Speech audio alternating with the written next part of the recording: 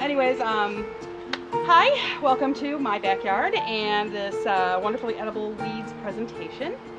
I'm Elizabeth Russell, I'll say that somewhere. And this is for my final exam for my Nat 306 class with ACHS, which is the American College of Healthcare Sciences in Portland, Oregon. And what I'm doing is I'm going to give a presentation on all these wonderful things that you find in your own backyard that maybe you didn't know that you could actually eat and are really, really nutritious. So if you want to have salad with dinner one night, you realize you've run out of lettuce, run out to the backyard. You can have a whole wonderful array of things that you can have. First of all, what I'd like to show you is something called Creeping Charlie. The Latin name is Glaucoma hederaceae. Hopefully I pronounced that correctly. And it is actually a ground mint. Some people call it ground ivy. And it grows along the ground on runners. And it's small and heart-shaped. That'll be the first one. Should be the first one on your page. Your page is there. And it has kind of a earthy flavor to it, but it is a mint, and it does have a little minty flavor to it. And this is very, it can be astringent, make you pucker. It's diuretic, it'll help get the juices flowing, and it is also a tonic and an antimicrobial. Now the nice thing about the tonic part of it is it can help flush the toxins out of your body. So it's a very good herb to know about. And as you'll notice, you can look along my patio here, it's growing all over the place. Some people consider it a very invasive herb, and when it grows in your yard, if you pull it up, you'll notice that there's no grass growing underneath it. It is wonderfully high in vitamin C, and it has a really good stimulant action. It's mild, but it's a good one, and it can help with, especially like when you're congested and if you have a cough. And you can use it as an infusion, you can put it into a salad, or we're going to actually make a pesto today with all these wonderful ingredients. The second herb I want to talk to you about, I had not found in my yard until this spring, and I was ever so excited. I have 3 or 4 patches of it growing. And this is called chickweed. The Latin name is Stellaria media, and it grows along the ground, and some farmers are actually now even planting it as ground cover because weeds won't grow underneath it or through it. And it is a very nutritious herb. It's what they call a nutritive, and it has all sorts of vitamins and minerals packed into it, so it makes it a very good herb to eat, especially if you want to bring up your vitamin levels. It is expectorant, so it can help you get rid of congestion. It is demulcent, which means it can have somewhat of a soothing action, either in the respiratory area or in the GI tract and everything. It is also, as I said, nutritive, which means it's packed full of all those wonderful good things, and it's a refrigerant, which can help bring down a fever. So it has all these wonderful things that'll work for you. It is particularly high in iron, manganese, potassium, and vitamin C, and you can steam it, you can eat it raw, and you can eat the flowers as well as the little seed pods and everything too. Both of these, I forgot to mention this with the Creeping Charlie, but both Creeping Charlie and chickweed are considered, as long as you're using them within normal guidelines and not overdoing it, they are considered perfectly normal and perfectly safe to use. There's no dangers to them. After that, let's talk about this wonderful weed that everybody hates. You see people digging them up all the time. It's called dandelion, otherwise known as Taraxacum officinale. And this weed has so many uses, and it is a spring tonic, perfect for a spring tonic. For example, if you sit, you get a little stagnant during the winter because it's all cold out, we don't want to go outside and that snow, and some people do, but a lot of us just kind of sit and become couch potatoes for the winter, right? So in the spring, you can make tonic. You can cook the greens, you can dry them, put them into a tea, you can eat them fresh. And if you eat them fresh, what you want to do is cut them very young before they have a chance to flower, because that's when they get bitter. And the smaller they are and the younger they are, the less bitter that they tend to be. It is specific to the kidneys and liver and pancreas. Excuse me, sorry, and the gallbladder, forgot the gallbladder. You can steam it, you can eat it fresh. It is high in iron, potassium, vitamins A, B1, B2, B3, C, and D. It's a very, very good herb. It is diuretic, so be very careful. If you drink a lot of it, it's great for getting rid of that excess fluid. Anti-inflammatory, so if you find that you're suffering from some kind of inflammation in the joints, partly that's the diuretic action, but it's also an anti-inflammatory. It'll help lower the inflammation. It's an alterative and it's a nutritive. So again, we have several herbs here that are very nutritious for you. Moving on, we're going to talk about one of my absolutely favorite herbs. I went hunting for this earlier this year too. And this is called plantain. Do not confuse this with those wonderful things that look like bananas that you have to cook and they taste ever so yummy. This grows in your yard and does not bear any fruit.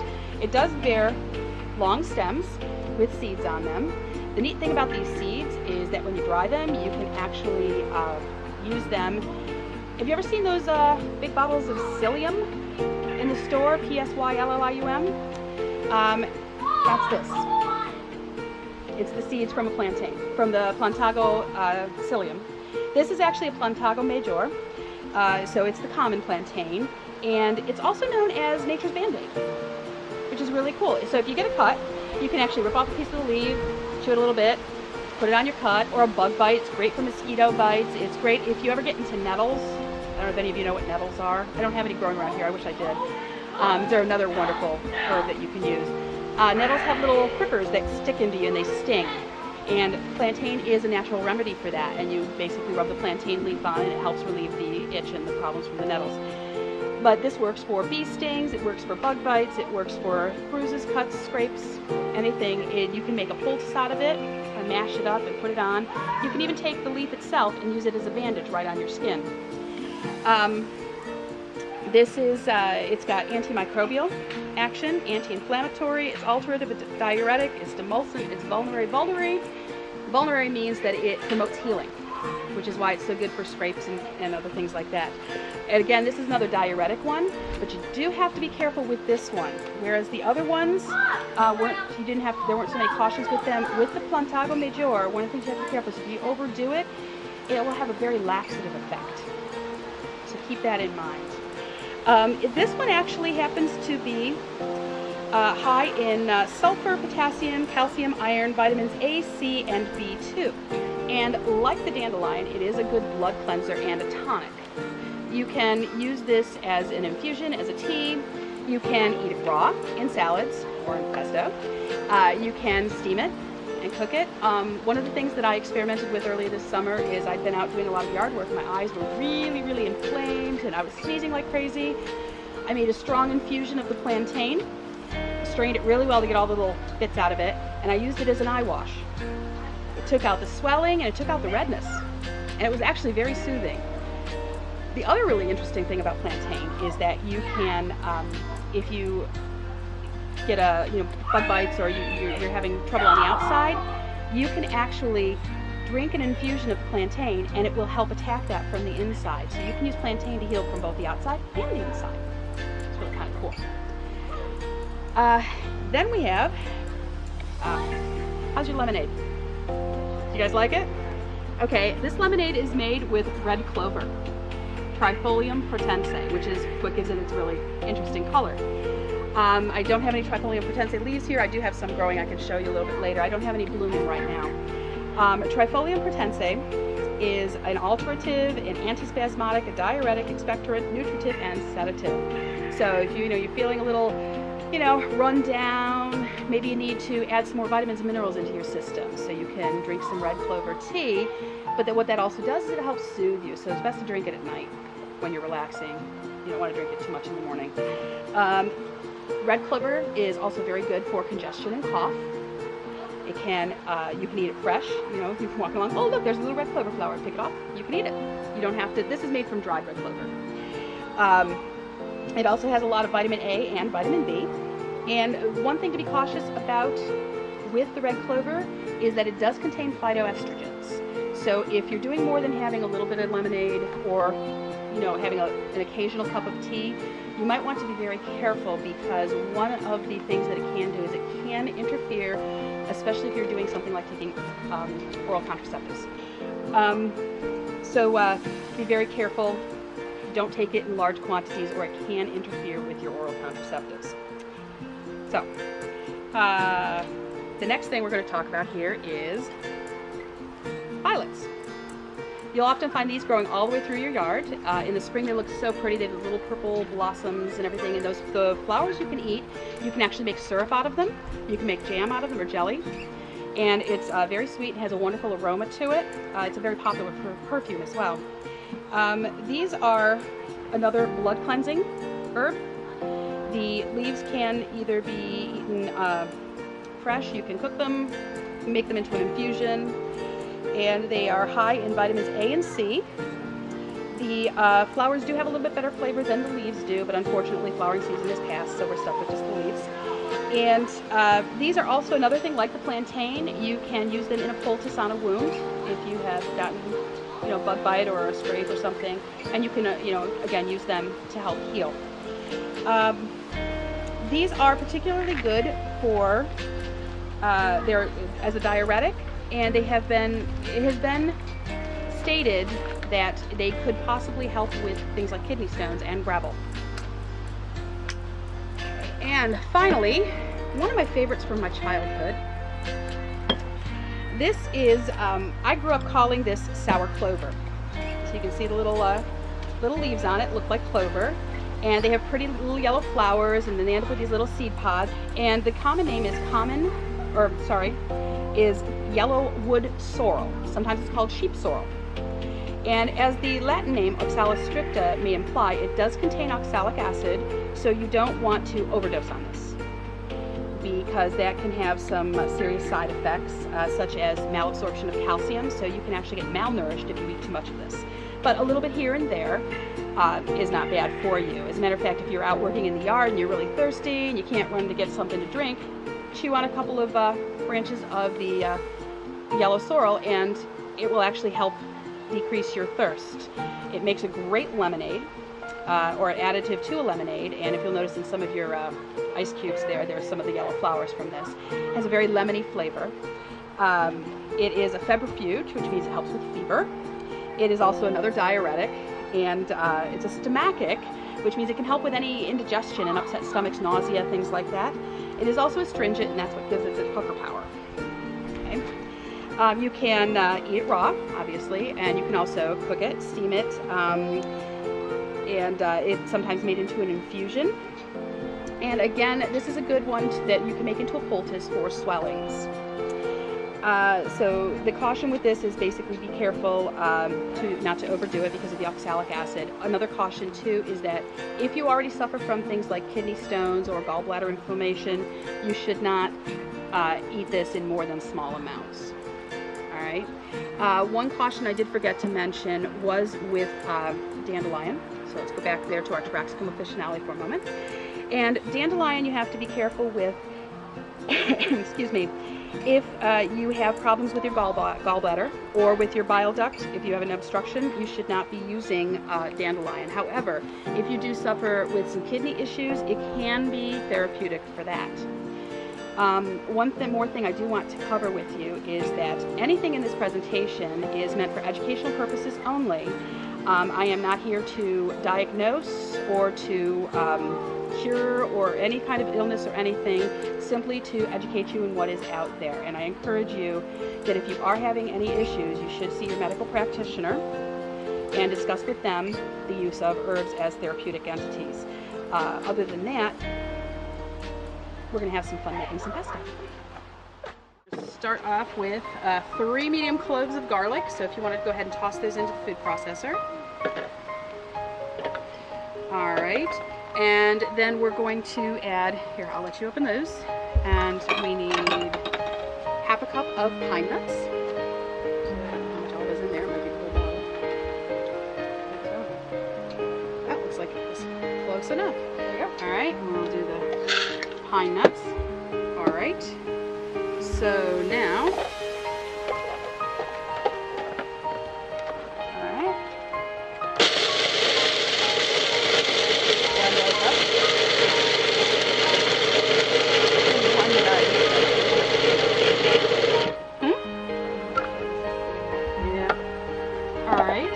so then we need, why don't we stick in the olive oil? so about half of that.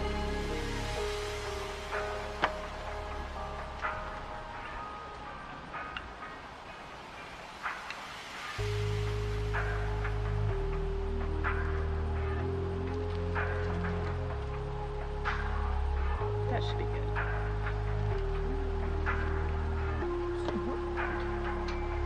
Alright, there's that. Alright. Set that right there. So now, would you like to do the cheese?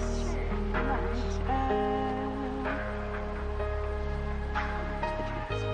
Alright, let's do a tablespoon. Oh, sorry.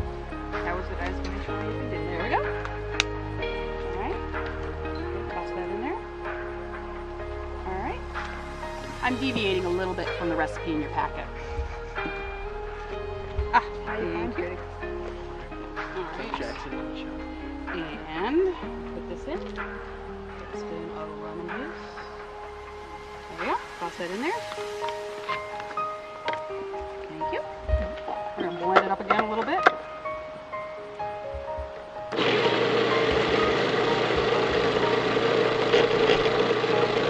Alright, now comes the fun part. Alright, what do you want to start with first, ladies? We're just going to pack the rest of the herbs in there. So we'll start off with some dandelion. Okay, why don't you, yeah, let's do some plantain there. I was thinking of that. Yes, alright. You want to add in some chickweed? What, 3? Oh, no, go ahead and just, just rip apart and toss in there. We're going to actually end up using most of what's up here. We're using stuff. She's got more she can forget. I've got plenty in the yard. The grocery store, right? Yes. Do you want that as part of the next table? No, you can just toss this down. Okay. Here, let's get some of the oxalis stricta. Has this been put in yet? No, what you probably want to do with that is you're going to want to take, go ahead and grab some, you're going to want to take the leaves off of that. Oh, yes. Work with me. There we go. Is we want just a little bit of stem okay? A little bit of stem. Okay. You just don't want the roots. Okay, yeah. Right. Get some violets in there.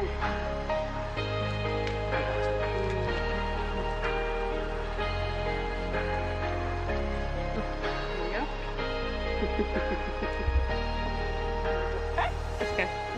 Just toss the roots down. Just toss the roots down. All right. Can you do this one? You can probably eat them, but I would just do the leaves.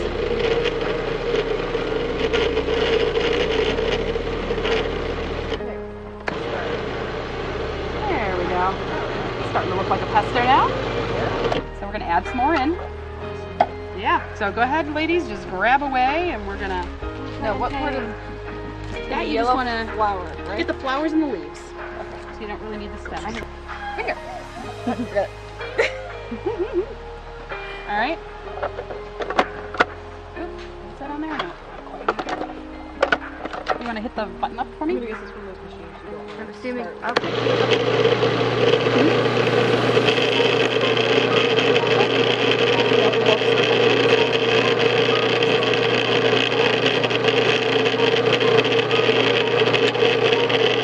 going to add a touch more olive oil.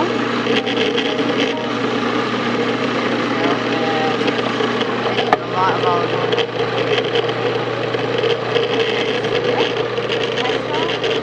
My parents make pesto, but it's like basil. I am very curious as to how this is going to taste. All right. It smells good. Before we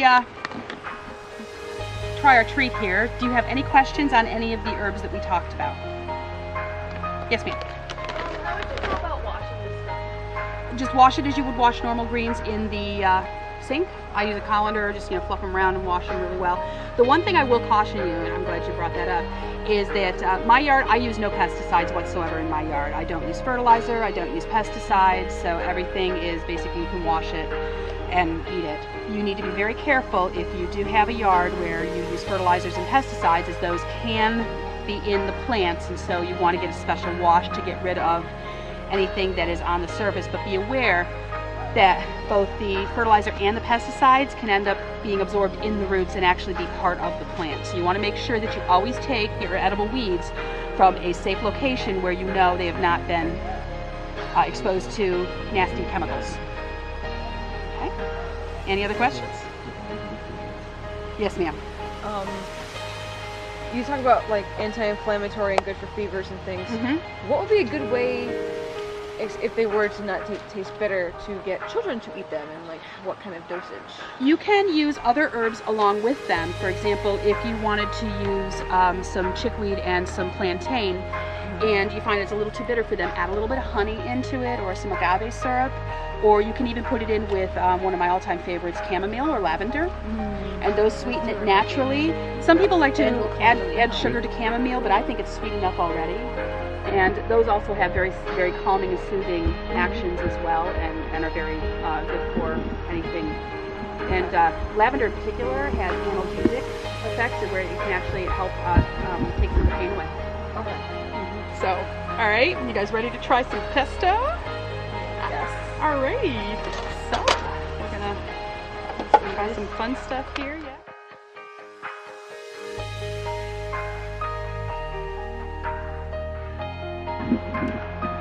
I'm dropping crackers all over the place. Ooh, it's garlicky. Oh man, I like that. I like You it. found a recipe, huh? Oh, I think I'm gonna have to make more of this. All right, seriously, gather around, guys.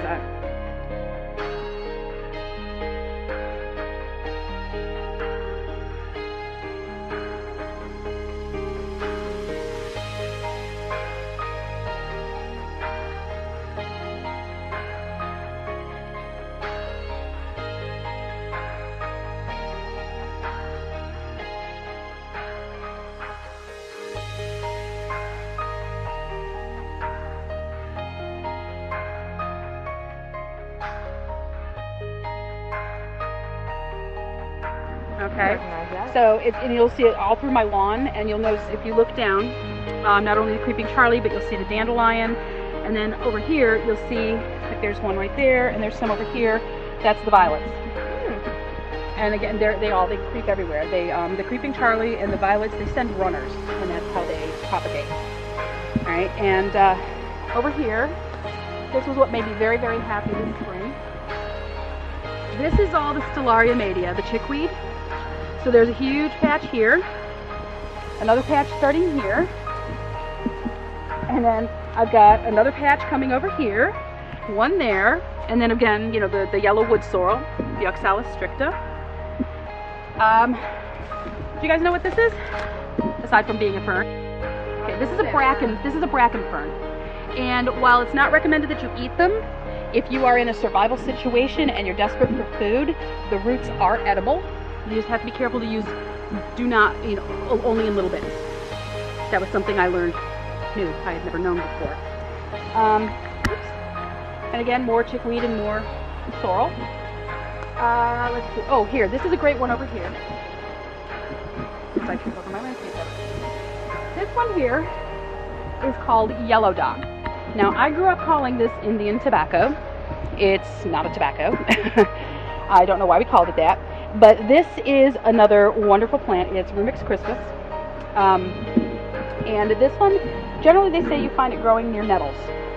And this isn't like plantain. It is another one that is useful if you get hit by the stinging nettles. You take some of the dock, and you can use that as a remedy for the stinging nettle.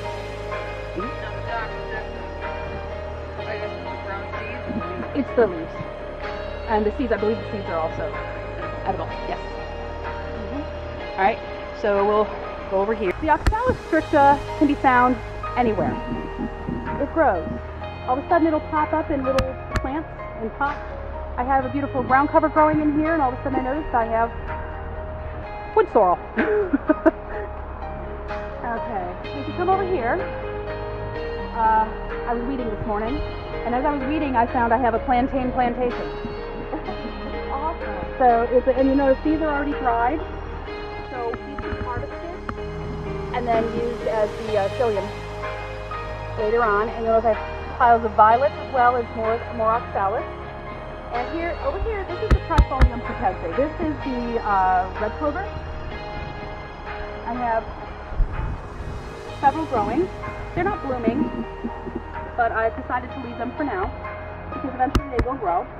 And here you have the dandelion. Now this one would be pretty bitter because it's already bloomed. One of them has already gone to seed and fled. And dandelions, did you know that they close up at night and in rain? Yeah, that's one of the ways to tell that it's a natural dandelion and not one of the ones that kind of looks like it. There's it's kind of hard to see because it's rather small. And again, I don't know where this propagated from, but this is a little herb called self-heal. And it's another very helpful herb, and it can be used for wound healing and internal as well as external. So that was a new one that I just found. And I've never had it here before, so it's amazing what you find when you weed. So, yes, and actually all of that plantain, I will harvest it and dry it, and it goes into an ointment that I make. So.